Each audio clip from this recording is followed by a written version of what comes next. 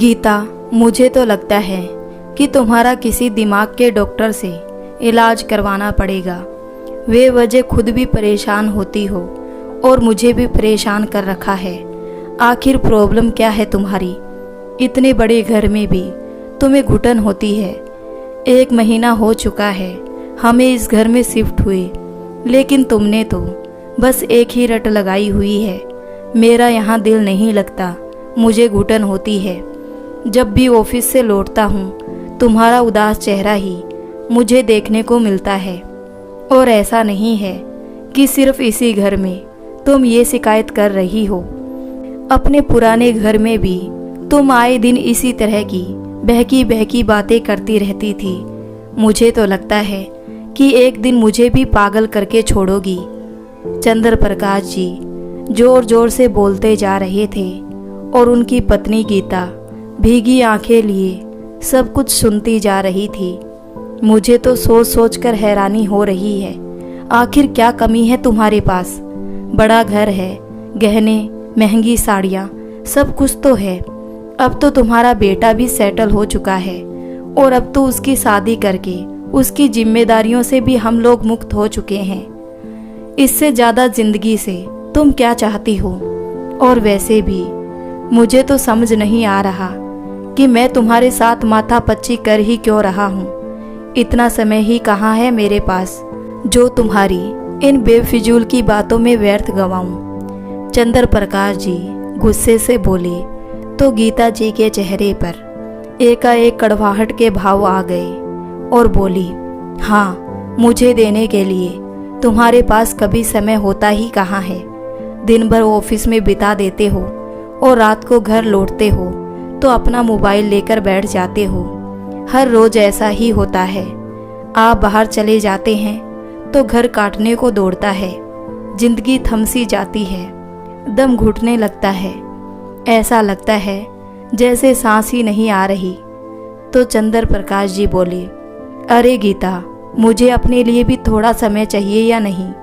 बोरियत महसूस होती है तो तुम भी टीवी देख सकती हो, मोबाइल चला सकती हो। अपना दिल तो तुम्हें खुद ही लगाना पड़ेगा। इस उम्र में अब मैं तो तुम्हें दिल लगाना सिखाने से रहा।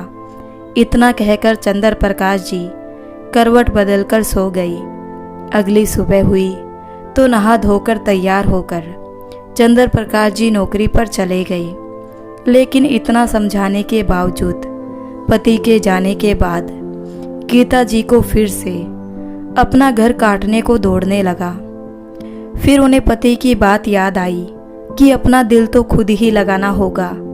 गीता जी संगीत की शौकीन थी, इसलिए थोड़ी देर दिल बहलाने के लिए उन्होंने अपना मोबाइल उठाया और उस पर अपना मनपसंद का गाना चला लिया।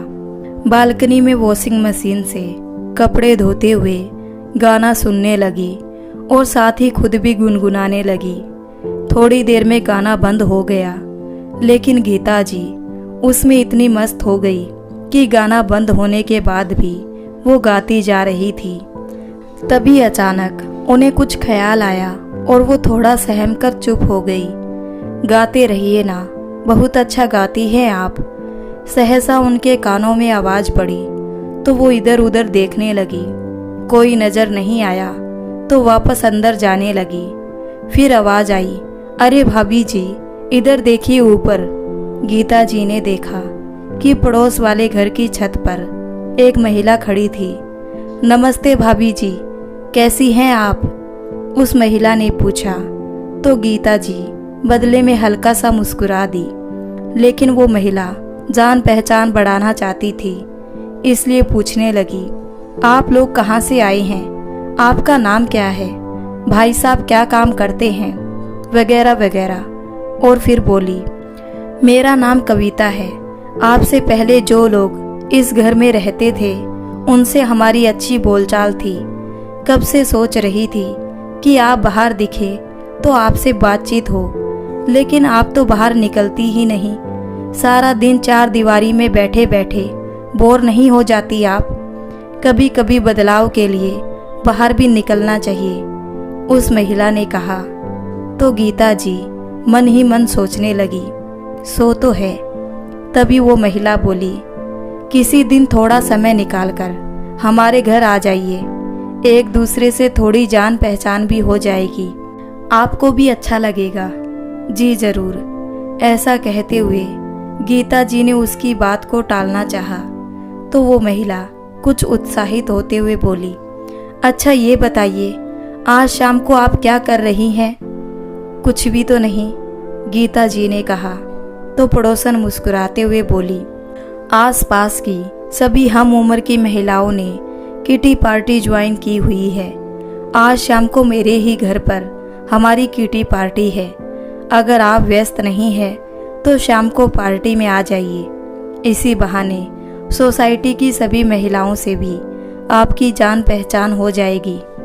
किटी पार्टी का नाम सुनते ही गीता जी कुछ असहज सी हो गई।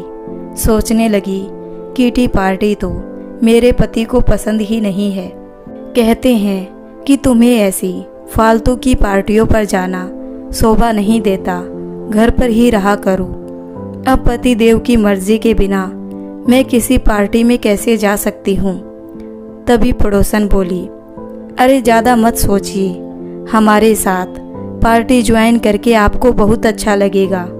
मैं आपका इंतज़ार करूँगी। उस समय पड़ोसन को मना करना गीता जी को अच्छा नहीं लगा, इसलिए एक मुस्कुराहट के साथ उन्होंने स्वीकृति दे दी। मन ही मन उनका भी जाने का बहुत दिल था, लेकिन ये सोचकर कि कहीं पति देव नाराज ना हो जाए, गीता जी ने जाने का प्रोग्राम कैंसिल कर दिया। कई दिन बीत गए। फिर एक दिन शाम को दरवाजे की घंटी बजी तो गीता जी दरवाज़ा खोलने गई। देखा तो वही पड़ोसन दरवाजे पर खड़ी थी। अरे आप? एक फीकी सी मुस्कान के साथ गीता जी बोली, अरे भाभी जी, मैं तो आपसे मिलने के लिए आई हूँ, लेकिन मुझे आपसे एक शिकायत है। आप उस दिन किटी पार्टी पर क्यों नहीं आई? बड़े अपनेपन से पड़ोसन ने पूछा और उनके कंधे पर हाथ रखते हुए बोली, सारा दिन घर में कैद होकर कोई भला कैसे रह सकता है? अरे एक जगह ठहरा हुआ तो पानी भी बदबू पैदा करने लग जाता है। जीवन के लिए गतिशीलता और परिवर्तन बहुत ज़रूरी है। पड़ोस वाली मिसेस वर्मा से भी पूछा था मैंने, लेकिन उन्होंने भी यही कहा कि आप उनसे भी कभी नहीं मिली, आप बाहर नहीं निकलती। क्या बात है? पड़ोसन का प्यार भरा व्यवहार देखकर गीता जी की आंखें सहसा भर आई। ठहरा हुआ पानी भी बदबू मारने लगता है। बात तो ठीक है, वो भी तो ठहर ही चुकी है, तो क्या फ़र्क हुआ उसमें और ठहरे हुए पानी में? अरे ये क्या, आप रो रही हैं क्या? पड़ोसन ने पूछा तो गीता जी सामान्य होने का दिखावा करते हुए बोली, नहीं नहीं, कुछ पुरानी बातें याद आ गई थी। चलो कोई बात नहीं, कभी कभार रोकर भी गुबार हल्का हो जाता है। अच्छा, अब अंदर आकर बैठने को नहीं कहोगी क्या? कविता ने कहा और बड़े हक से गीता जी के साथ अंदर आ गई। आपके लिए शायद ये घर नया होगा, लेकिन मेरे लिए नहीं। पहले इस घर में जो रहती थी वो मेरी बहुत अच्छी सहेली बन चुकी थी। अब आप भी मुझे बहुत अच्छी लगी। अच्छा एक बात बताओ, घर में इतनी घुटन सी क्यों है? दरवाजे खिड़कियाँ क्यों नहीं खोलते आप लोग? इधर उधर देखते हुए कविता बोली। तो गीता जी उदासी भरे स्वर में बोली, वो क्या है ना, मेरे पति को दरवाजे और खिड़कियाँ खोलना अच्छा नहीं लगता। सुनकर हैरान हो गई कविता और फिर बोली, क्या उनको किसी के साथ तुम्हारा हंसना बोलना भी पसंद नहीं है, जो तुम उस दिन किटी पार्टी में नहीं आई? तो गीता जी ने कहा, दरअसल मेरा किटी डालना या पार्टियों में जाना उन्हें पसंद नहीं है। कहते कहते गीता जी रूहांसी सी हो गई। अच्छा चलो कोई बात नहीं, कुछ सोचकर कविता जी ने कहा और फिर बोली, अच्छा एक बात तो बताइए, आपके बच्चे कहाँ हैं? किसी हॉस्टल में पढ़ते हैं या बाहर नौकरी करते हैं? मेरा एक ही बेटा है जिसकी अभी कुछ ही महीने पहले शादी हुई है। अच्छा, तो आप सास भी बन चुकी हो, फिर उदासी किस बात की? अगर बहू से नहीं बनती तो 2-4 जली कटी सुना के अपनी भड़ास निकाल लो, और अगर बनती है तो प्यार भरी बातें करके अपना मन हल्का कर लो। फिर गीता जी बोली, मैं तो यहाँ अकेली ही हूँ, बेटा बहू तो बेंगलुरु में रहते हैं, और फिर जब इतनी दूर रहते हैं तो लड़ाई करने या प्यार जताने का तो सवाल ही पैदा नहीं होता। अच्छा, बहू आपकी पसंद की थी या भाई साहब की पसंद की? अरे नहीं, उन दोनों ने खुद ही एक दूसरे को पसंद कर लिया था। गीता जी ने कहा तो कविता बोली, ये भी अच्छी बात है, वरना आजकल बच्चों के रिश्ते ढूंढने में ही बड़ी मशक्कत हो जाती है। कहीं परिवार अच्छा नहीं मिलता तो कहीं लड़की पसंद की नहीं होती। अच्छा भाभी जी, आज मैंने खाने में पनीर की सब्जी बनाई थी तो थोड़ी सी आपके लिए भी ले आई। वैसे आपने आज खाने में क्या बनाया? कुछ भी तो नहीं, कुछ बनाने का मन ही नहीं किया। क्या मतलब, आपने सुबह से कुछ खाया नहीं? कविता ने हैरानी से पूछा और फिर बोली, चलो पहले आपकी रसोई में चलकर रोटी पकाते हैं। आटा तो गूंदा ही होगा ना, मैं चपाती बनाती हूँ, खाकर बताना कि मेरे हाथ का खाना आपको कैसा लगा। कविता का इतना अपनापन देखकर गीता जी हैरान रह गई। उधर कविता ने चपाती बनाई तो गीता ने चाय बना दी। थोड़ी देर बाद चाय पीते हुए कविता बोली, लेकिन भाभी जी, आप इतनी उदास क्यों रहती हैं? मैं मानती हूँ कि नई जगह पर आकर थोड़ी उदासी आ जाती है, लेकिन इतनी भी नहीं कि खाना पीना ही छोड़ दिया जाए। कहते हुए कविता ने खुद ही उठकर दरवाज़ा और खिड़कियाँ खोल दी ताकि ताज़ी हवा अंदर आ सके। फिर बोली, भाभी जी, एक बात कहूँ, आपकी आवाज़ बहुत ही सुरीली है। उस दिन आप गाना गुनगुना रही थी ना, सच कहूँ तो दिल को भा गई आपकी मीठी आवाज़। कहाँ से सीखा आपने गाना? कविता ने पूछा तो गीता जी बोली, वो मेरे दादाजी शास्त्रीय संगीत में पारंगत थे। उन्हें देखकर मुझे भी संगीत का शौक चढ़ा और उनसे संगीत सीखा।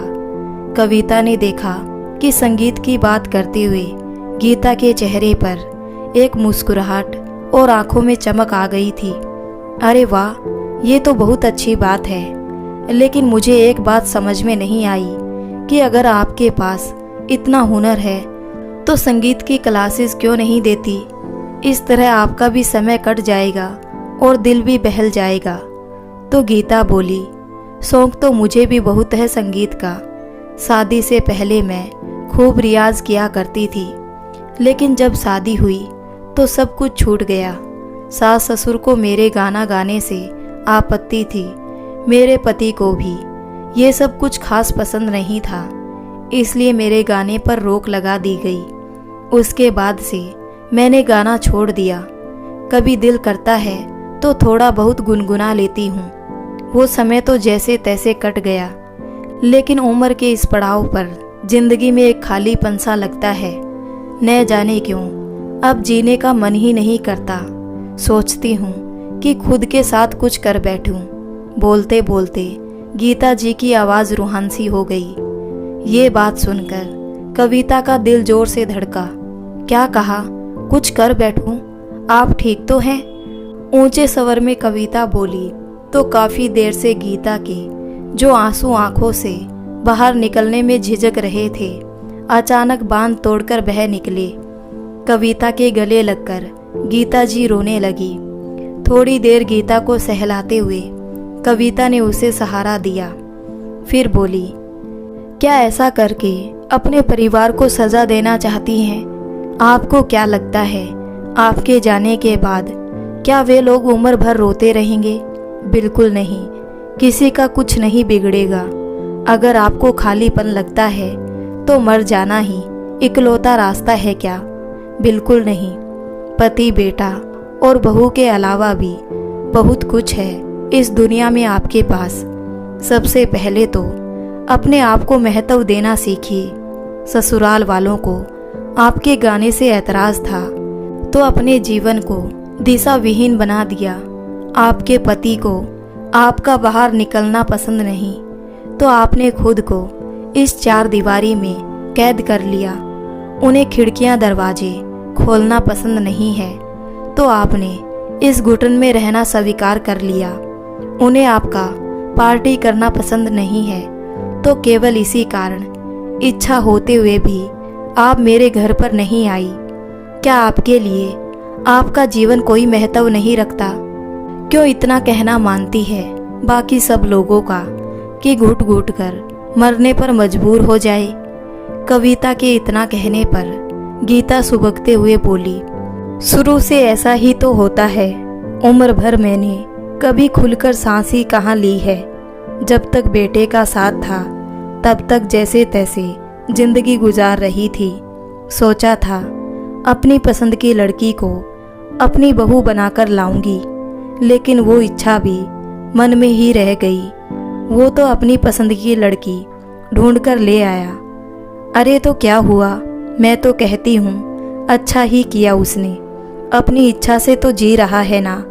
आज से 25 साल के बाद वो तो ये नहीं सोचेगा कि मैं अपनी पसंद से नहीं जी पाया। कम से कम वो तो अपनी ज़िंदगी ख़त्म करने के बारे में कहते कहते कविता अचानक रुक गई। तभी गीता बोली, नहीं नहीं, मेरे बच्चे को मेरी भी उम्र लग जाए। अच्छा, एक ओर तो अपनी औलाद को अपनी उम्र देना चाहती हो, तो दूसरी ओर मरकर उसे उम्र भर का अपराध बोध भी देना चाहती हो। आप तो हमेशा के लिए चली जाओगी, लेकिन कभी ये सोचा है कि आपका बेटा किस किस के सवालों का जवाब देता रहेगा? अरे, जो कुछ भी आपके मन में है आज ही उसे कहकर अपना दिल हल्का कर लो। जिसे जो सुनाना है उसे सुना दो, लेकिन कम से कम अपनी जिंदगी तो जियो। कहते हुए सहसा कविता की नज़र गीता के बेडरूम की ओर गई। दरवाज़ा हल्का सा खुला हुआ था। अंदर देखा तो कविता के पैरों तले ज़मीन खिसक गई।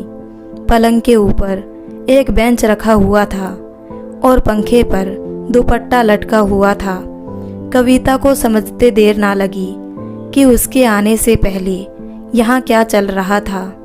उसे तो जैसे काटो तो खून नहीं। सोचने लगी कि अगर उसे आने में 1 मिनट की भी देरी हो जाती तो न जाने यहाँ क्या का क्या हो गया होता। थोड़ी देर के लिए एक भयानक सा सन्नाटा पसर गया पूरे घर में। फिर उस सन्नाटे को तोड़ती हुई कविता की कांपती हुई आवाज़ आई, आपके पति कब लौटते हैं काम से? अरे, वो तो रात को लेट ही आते हैं। कभी कभी रात के 12 भी बज जाते हैं। आजकल ऑफिस में कुछ ज़्यादा ही बिजी रहते हैं। तो ठीक है, आप मेरे साथ मेरे घर चलिए। जब आपके पति आएंगे तो आप वापस आ जाना। मैं आपको अकेला नहीं छोड़ना चाहती। अरे, मैं तो बहुत समय से अकेली ही हूँ और अब शायद थक भी गई हूँ। बेटा बहू अपनी ज़िंदगी में मस्त है और पति के लिए तो मेरी इच्छा ना कल कोई मायने रखती थी और ना ही आज रखती है। ये घर मेरे पति के हिसाब से चलता है। बेटे के घर में बहू का राज है और मायके जाती हूँ तो वो घर अब भाभीयों का हो चुका है। मुझे समझ नहीं आता कि आखिर मेरा घर कौन सा है, क्योंकि इस घर में तो मेरे पति की इजाज़त लिए बगैर एक पत्ता भी नहीं हिल सकता। अगर उनके आने से पहले मैंने ये खिड़कियां बंद नहीं की तो घर में तूफान आ जाएगा। सुनकर दिल दहल गया कविता का। वो सोचने लगी कि अगर गीता की जगह वो स्वयं होती तो शायद उसकी भी यही हालत होती। तो चलो भाभी जी, आज इन्हीं खिड़कियों से शुरुआत करते हैं। क्या मतलब ये कि आज आप ये खिड़कियां बंद मत करना और आपके पति बंद करने लगे तो उन्हें कह देना कि मुझे ऐसे ही अच्छा लगता है।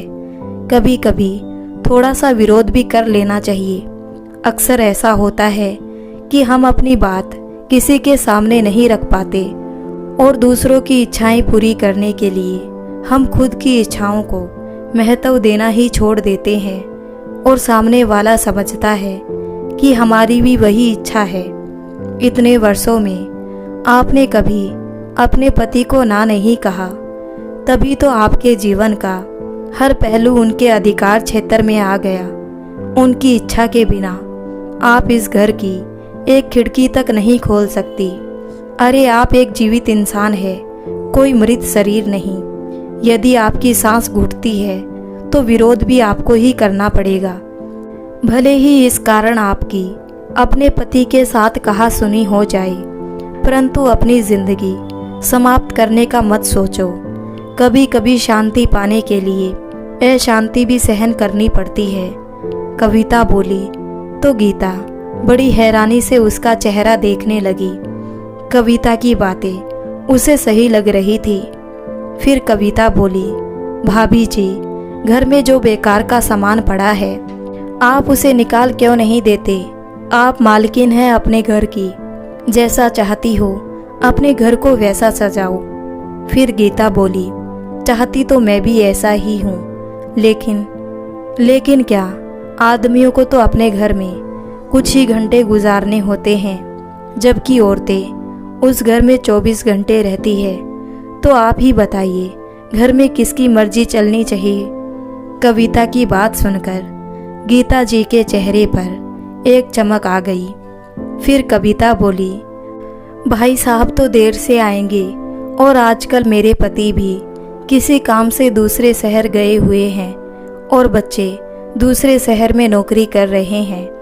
मैं अपने घर में अकेली हूँ, तो आप मेरे साथ चलिए। कविता का आग्रह सुनकर गीता कुछ असहज हो गई। तो कविता बोली, अरे आप चिंता क्यों करती हैं? फ़ोन करके बता देंगे आपके पति को कि आप मेरे घर पर हैं। जब वो लौटेंगे तो आप उनके साथ वापस आ जाना। गीता जी के मना करने के बावजूद भी कविता उनका हाथ पकड़कर अपने साथ ले गई। कविता के घर पहुंचकर गीता जी ने देखा कि उसने अपना घर बहुत अच्छे तरीके से व्यवस्थित किया हुआ था। वे दोनों ड्राइंग रूम में बैठ गई। फिर कविता बोली, क्यों ना आज खाना बाहर से ऑर्डर किया जाए, कभी कभी परिवर्तन भी ज़रूरी होता है। ऐसा कहते हुए कविता ने फ़ोन उठाकर खाना ऑर्डर कर दिया। अब तक गीता भी कुछ सहज हो चुकी थी। गीता अपने जीवन की परेशानियों को भूलकर अपने बचपन की बातें कविता के साथ साझा करने लगी। लेकिन रह रहकर कविता के मन में एक ही ख्याल आ रहा था कि अगर वो उस समय उसके घर ना गई होती तो अब तक गीता अपने जीवन की लीला समाप्त कर चुकी होती और उसके परिवार वालों को वो केवल एक शव के रूप में ही मिलती। रात के 11 बजे गीता के पति जब घर आए तो उन्होंने कविता के घर की बेल बजा दी। लेकिन कविता अजीब सी कसमकस में थी कि क्या उसे गीता की उस हरकत के बारे में उसके पति को बताना चाहिए या नहीं। आखिर कैसे समझाए उसके पति को कि गीता की जान को खतरा है। चाहते हुए भी वो इस मामले से आंख नहीं मूंद पा रही थी। आखिर किसी इंसान की जिंदगी का सवाल था। अगले दिन भी कविता के मन में वही विचार घूमते जा रहे थे। सोचा एक बार गीता को फ़ोन करके उसका हाल चाल पूछ लूं, परंतु 2-3 बार फ़ोन करने के बाद भी गीता ने फ़ोन नहीं उठाया। किसी अनहोनी की आशंका से कविता की सांसें तेज होने लगी। आनन फानन में उसने अपने घर को ताला लगाया और जल्दी से बाहर आकर गीता के घर की बेल बजाई, लेकिन कोई बाहर नहीं आया। तो कविता ने 2-3 बार फिर से बेल बजाई। चंद्र प्रकाश जी बाहर आए और दरवाज़ा खोला। अरे भाई साहब, आप इस तरह डिस्टर्ब करने के लिए माफ़ी चाहती हूँ, लेकिन आप फ़ोन क्यों नहीं उठाते हैं? पता है मुझे कितनी चिंता हो गई थी। भाभी जी कहाँ है? ठीक तो है ना वो? एक ही सांस में कविता ने सब बोल दिया और यहाँ वहाँ देखने लगी तो चंद्र प्रकाश जी हैरानी से बोले, क्यों, क्या हुआ गीता को? वो तो बस रात को उसे नींद नहीं आई थी, इसीलिए नींद की गोली देकर उसे सुलाया है। सुनकर कविता की सांस में सांस आई और फिर बोली, मुझे भाभी जी के बारे में आपसे कुछ बात करनी है। ये सुनकर चंद्र प्रकाश जी उसे प्रश्नवाचक निगाह से देखने लगे तो उसने पिछली शाम की सारी बात चंद्र प्रकाश जी को बता दी। ये बातें सुनते ही वे हक्के बक्के रह गए। फिर कविता ने पूछा, क्या आपने नहीं देखा आपके कमरे के पंखे से एक दुपट्टा लटक रहा था? नहीं तो पंखे से लटका दुपट्टा तो मैंने नहीं देखा। मुझसे पहले गीता कमरे में आई थी। हाँ, पलंग पर एक बेंच जरूर पड़ा था और मैंने गीता से इस बारे में पूछा भी था तो उसने कहा कि ऊपर वाली अलमारी से कुछ कपड़े निकालने थे, इसलिए बेंच कमरे में लेकर आई थी। लेकिन मुझे हैरानी इस बात की हुई कि अलमारी से कपड़े निकालने के लिए बेंच को पलंग पर क्यों रखा था। हे भगवान, आखिर हो क्या गया है इसे? मैं तो परेशान आ गया हूँ। चंद्र प्रकाश जी धम से सोफे पर बैठ गए तो कविता बोली, बुरा ना माने तो एक बात कहूँ, आप अपनी पत्नी को उसकी मर्जी से जीने दीजिए। जैसा उसका दिल करता है वैसे उसे रहने दीजिए। लेकिन मैंने तो उसे कभी किसी बात से मना नहीं किया। महंगी साड़ियाँ, गहने, सुविधा का हर सामान तो है उसके पास। तभी यहाँ वहाँ देखते हुए कविता बोली, ये खिड़कियाँ कल मैंने ही खुलवाई थी और आते ही आपने शायद सबसे पहले इन्हें ही बंद किया होगा। ये सुनकर चंद्र प्रकाश जी कुछ सकपका गए और फिर बोले, हाँ, दरअसल खुली खिड़कियों से पूरा घर दिखाई देता है, इसलिए मैंने। अरे, समझने की कोशिश कीजिए, आपकी पत्नी का इस घर में दम क्यों घुटता है? जिंदा इंसान है वो, जिसे ताजी हवा की ज़रूरत है।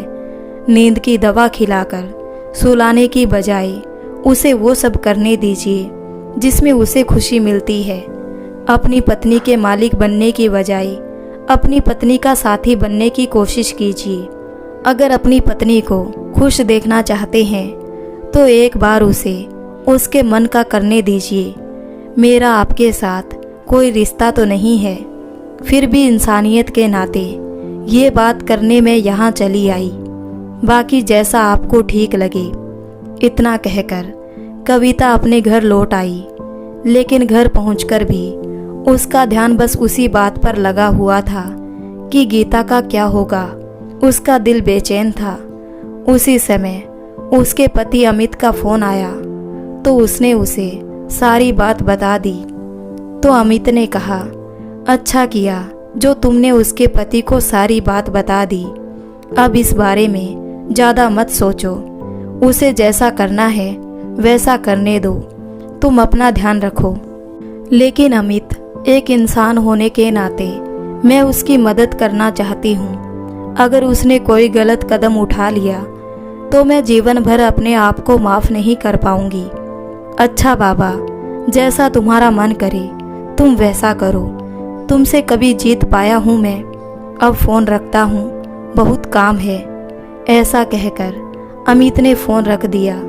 इधर जैसे ही कविता ने फ़ोन रखा तभी उसके फ़ोन पर बेल बजी।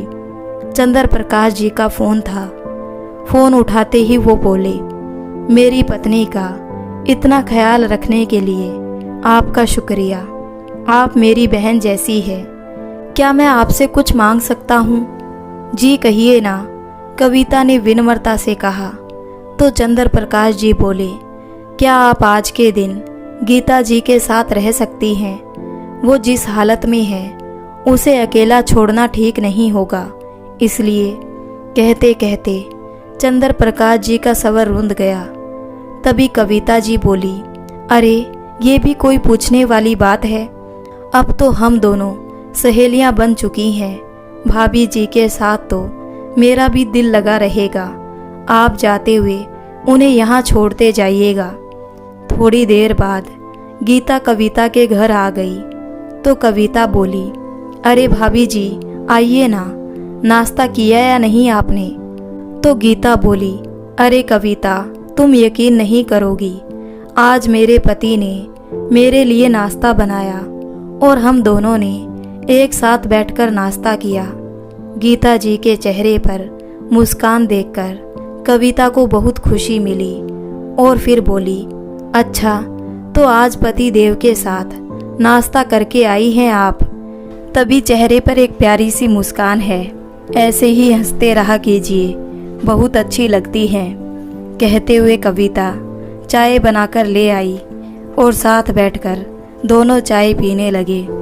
तो गीता बोली, कविता तुम्हारे घर में आकर एक खुलेपन का एहसास होता है। कितने करीने से सजाया तुमने अपने घर की हर एक चीज को।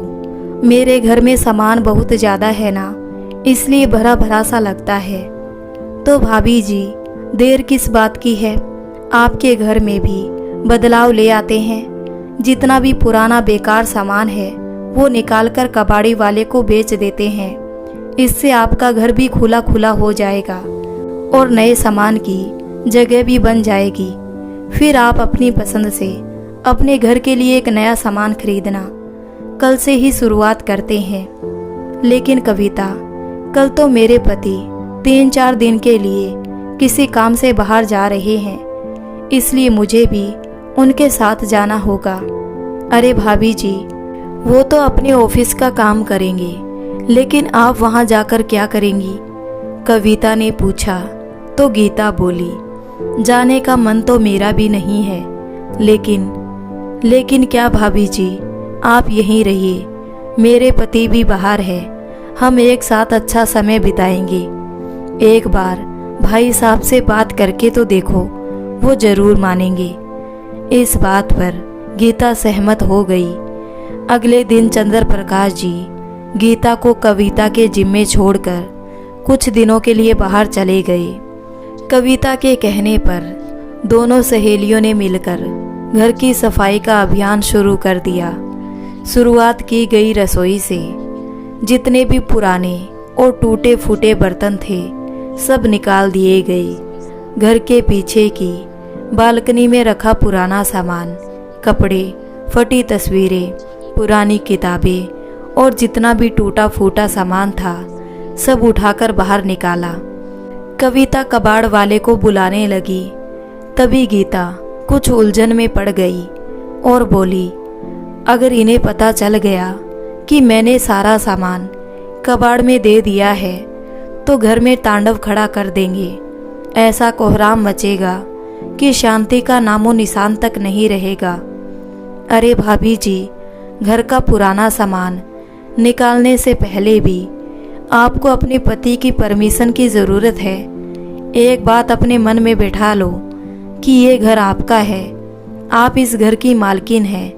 अपनी इच्छाओं को भी महत्व देना सीखो। कैसे जीऊं अपनी इच्छा से कविता? पहले मेरी सास की मर्जी चलती थी, अब पति के कहने के अनुसार चलती हूँ और कल को शायद बहू के मन मुताबिक जीना पड़ेगा। अपनी मर्जी चलाने के लिए तो शायद अगले जन्म का इंतज़ार करना पड़ेगा। आप भी क्या बात करती हैं भाभी जी? अगला जन्म किसने देखा है? अपने पति को उनके काम तक ही सीमित रहने दो और घर के फैसले आप खुद लो। और अगर भाई साहब आपसे कुछ कहे तो इल्ज़ाम मुझ पर लगा देना कि मैंने कहा था ये सब करने को। ये बात सुनकर गीता के चेहरे पर मुस्कुराहट आ गई और फिर बोली, कुछ पैसे तो देकर गए हैं वो मुझे, और ये भी कहा है कि जो जी चाहे वो खरीद लेना। तो कविता ने कहा, बस फिर देर किस बात की? चंद्र प्रकाश जी की अनुपस्थिति में गीता और कविता ने सारा पुराना सामान बेच दिया और फिर बाजार जाकर नए कालीन पर्दे, सुंदर चादरें, नया गैस चूल्हा और कुछ सजावट का सामान भी खरीद लिया। गीता ने बड़े उत्साह से घर की साज सजावट की और 2-3 दिनों के भीतर ही वो घर उसके सपनों के घर में तब्दील हो गया। जो गीता हमेशा उदास और मायूस रहती थी अब मुस्कुराने लगी थी। इस सब के बाद भी उसके पास काफ़ी पैसे बच गए थे, तो अब उसने अपने और अपने परिवार वालों के लिए अपनी पसंद के कपड़े खरीद लिए, लेकिन मन के किसी कोने में एक डर भी था कि जब उसके पति घर आएंगे तो कहीं उस पर नाराज तो नहीं होंगे। आज शाम को चंद्र प्रकाश जी घर वापस आने वाले थे और गीता की सांस अटकी हुई थी कि आखिर इस सब पर उसके पति की क्या प्रतिक्रिया होगी। अपने पति के लिए उसने उनकी मनपसंद पनीर की सब्जी और दाल बनाकर रखी थी। उधर कविता भी थोड़ी चिंता में थी कि पत्नी को दी गई आज़ादी चंद्र प्रकाश जी सहन भी कर पाते हैं या नहीं। जैसे ही बेल बजी तो हिचकिचाते हुए गीता जी ने दरवाज़ा खोला। गीता को देखते ही चंद्र प्रकाश जी हैरान रह गए। हमेशा साड़ी में लिपटी रहने वाली गीता आज एक खूबसूरत सा सलवार सूट पहनकर खड़ी थी, जिसमें वो बहुत प्यारी लग रही थी। अंदर आए तो उनकी हैरानी का ठिकाना ना रहा। अपना सुंदर सजा हुआ घर देखकर उन्हें ऐसा लग रहा था जैसे वो कोई सपना देख रहे हैं। सोचने लगे, बस यही छोटी छोटी खुशियां ही तो मांगती थी उनकी पत्नी, और सिर्फ थोड़ी सी आज़ादी। इतने भर में ही उसके चेहरे से मायूसी गायब हो गई। खैर, जब जागो तभी सवेरा। चंद्र प्रकाश जी ने हाथ जोड़ते हुए कविता का आभार व्यक्त किया। थोड़ी देर में गीता के बेटे बहू भी आ गए। उन्हें देखकर गीता का चेहरा खुशी से खिल उठा। उनकी बहू बोली, मम्मी जी, हमने पूरे 1 सप्ताह की छुट्टी ली है और 1 सप्ताह हम लोग यहीं आप लोगों के साथ ही रहेंगे। बेटा बहू अपने साथ एक बड़ा सा बॉक्स लेकर आए थे। अरे ये क्या है? गीता जी ने पूछा तो उनका बेटा बोला, अरे मम्मी, ये पापा ने आपके लिए मंगवाया है। हैरान हो गई गीता और बोली, अरे आखिर है क्या इसमें? तुम खुद ही देख लो। चंद्र प्रकाश जी ने एक मुस्कुराहट के साथ कहा। बॉक्स खोलकर देखा तो गीता की आंखें खुशी से झिलमिला उठी। चंद्र प्रकाश जी बोले, गीता, ये हारमोनियम मैंने तुम्हारे लिए मंगवाया है। आज से तुम पूरी तरह स्वतंत्र हो। अपने पति द्वारा लाया गया इतना प्यारा उपहार देखकर गीता खुशी से उनके गले लग गई। आज गीता को अपना हंसता खेलता परिवार मिल गया था और कविता मंत्रमुग्ध होकर उन सभी को हंसते मुस्कुराते देख रही थी। दरअसल चंद्र प्रकाश जी अपने ऑफिस के काम से नहीं, बल्कि अपनी पत्नी को स्वतंत्रता देने के इरादे से कुछ दिनों के लिए बाहर चले गए थे, और ये सब उन्होंने कविता के कहने पर किया था। भरी आंखों से कविता की ओर देखते हुए उन्होंने हाथ जोड़कर उसका शुक्रिया अदा किया। आज वे समझ गए थे कि पिंजरा तो आखिर पिंजरा ही है, चाहे वो सोने का ही क्यों ना बना हो। इंसान की खुशी महंगी चीज़ों में नहीं, बल्कि अपनी मर्जी से खुलकर जीने में है। तो दोस्तों, आपको ये कहानी कैसी लगी? अगर अच्छी लगी हो तो वीडियो को लाइक कर दें और हमारे चैनल सोशल स्टोरी को सब्सक्राइब कर लें।